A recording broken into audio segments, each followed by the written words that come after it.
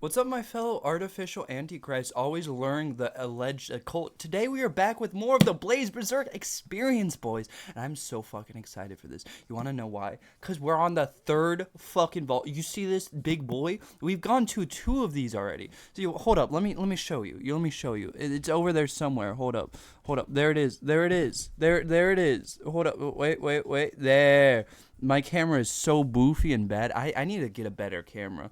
This is just like the cheapest camera I could find at Target, but it works. We somehow ball. We somehow make it work. But eventually I'll get a new camera, but that's not important. What's important now is we got the third installation of this boy. Last time we finished the second installation, and I was so bored because I had to go 3 whole days waiting for this big bad baddie to ship while I just sat there twiddling my thumbs in boredom because, oh my god, I fucking love this series already. It's amazing. I look forward to this so much. This is what I look forward to at the end of the day. I just get home, record some Berserk, and just enjoy life. So if you're as excited as me to go dive into the Berserk experience and see whatever the fuck's going on with this shit, let's dive into it, boys. Berserk 7. Oh, everything changed that day. How I thought I lived. Everything. From a life I continually endured to a life of fighting to succeed. The Peltry dining table by the fire with my family around. Oh, that's so cute. Became a glorious battlefield, adjoined by death and blood. Huh. And there's the homies just pondering life. Casca, Chapter 3. Since that day, the day I met Griffith, even now, feel like it's been one long dream. Back then, I idolized Griffith. He was like some kind of prophet or saint. In effect, that's what he was to us. We were a ragtag bag of commoners with no backing, ever victorious on the battlefield, fighting like some kind of miracle, and most importantly, leading us was a young man who still could be called a boy in his innocence, when in reality, he wasn't a noble or a knight, but a commoner, just like the rest of us. I'm really excited to see Griffith's backstory. I want to see what his upbringing was like. Because I know he's not the most, like, adequate of fellas. He's not the most, like, nice of dudes, you know? He's got something up there, you know? And I want to see what caused that. Or if he was just, like, born a little bit silly, you know what I mean? I wonder what's up with this guy. I want to know more. A miracle. Yes, in my eyes. That's exactly what Griffith was.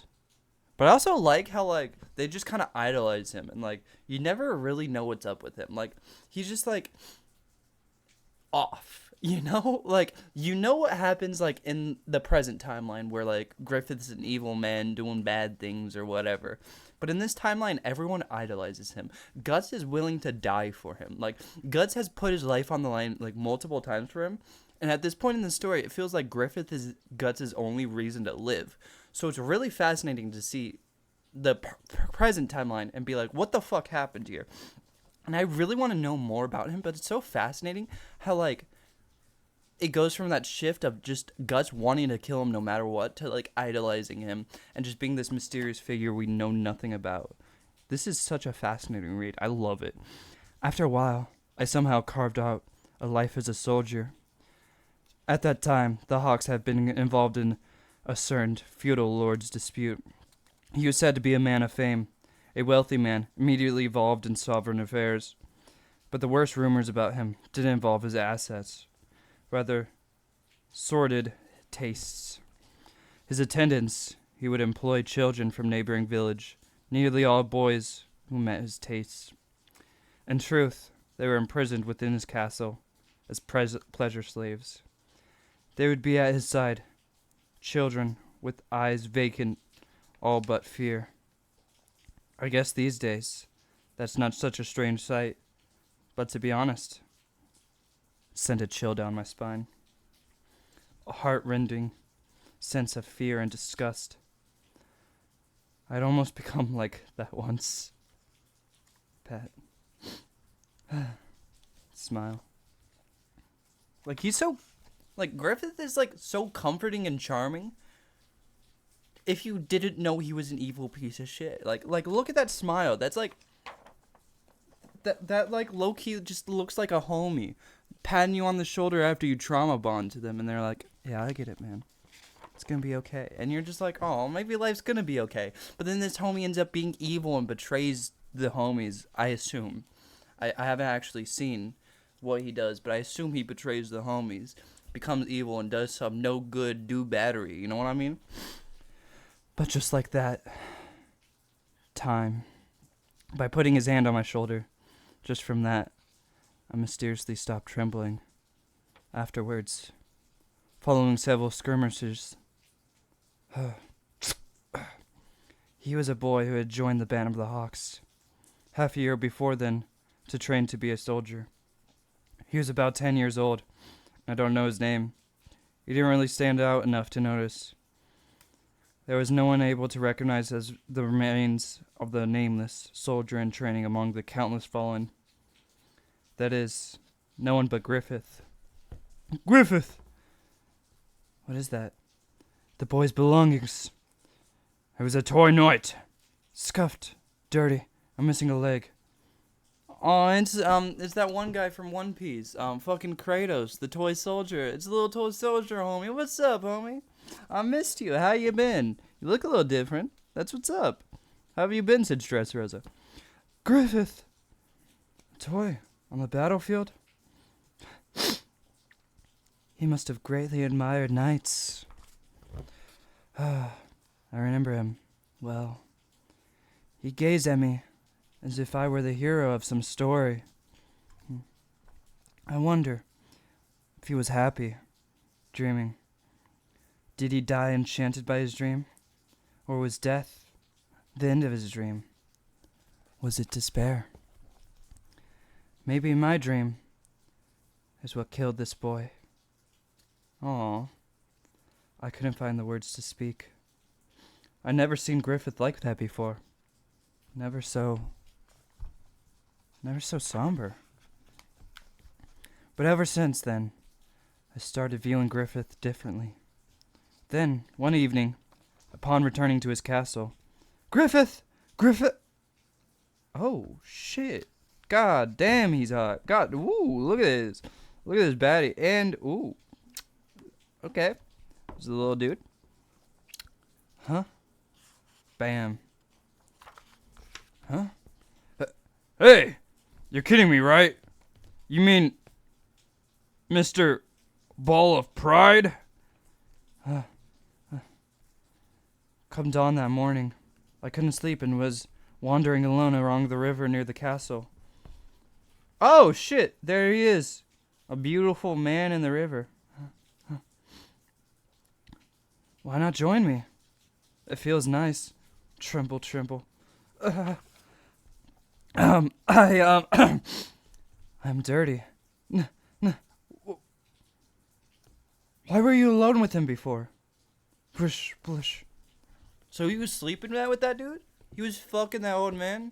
I mean, we all got our grinds. Griffith was on the OG OnlyFans.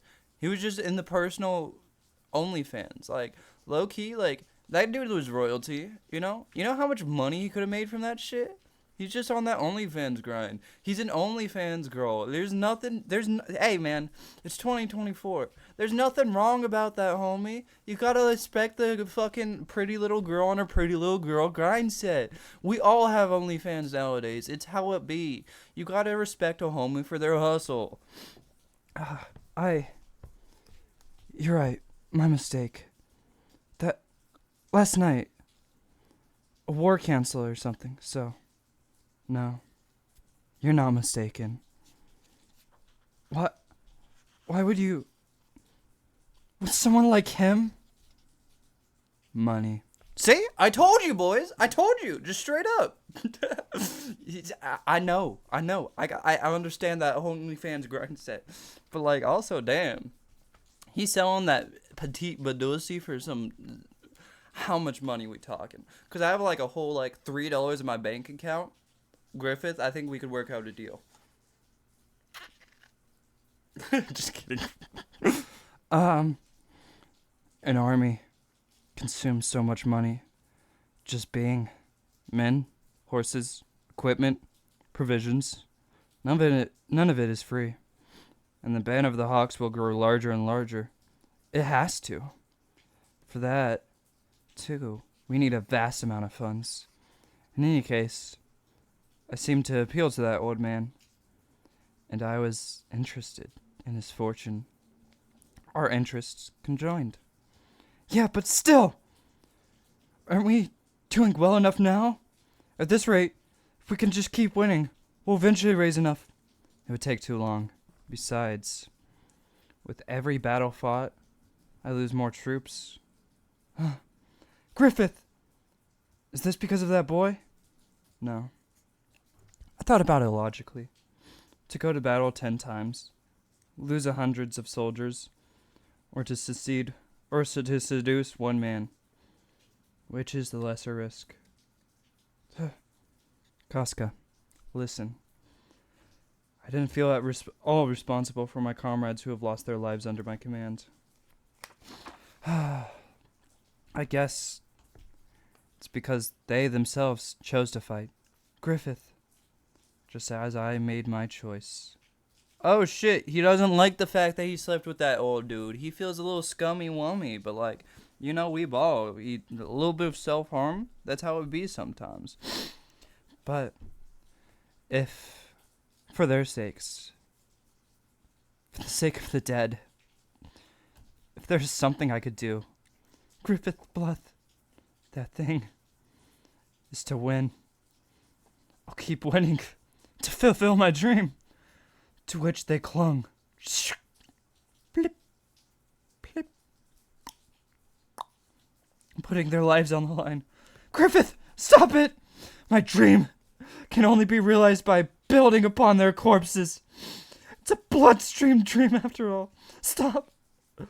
I have never regretted nor remorse about that, but for hundreds, thousands of lives to hang in the balance, and myself alone, not to be unclean. What I want won't enter my grasp so easily as that.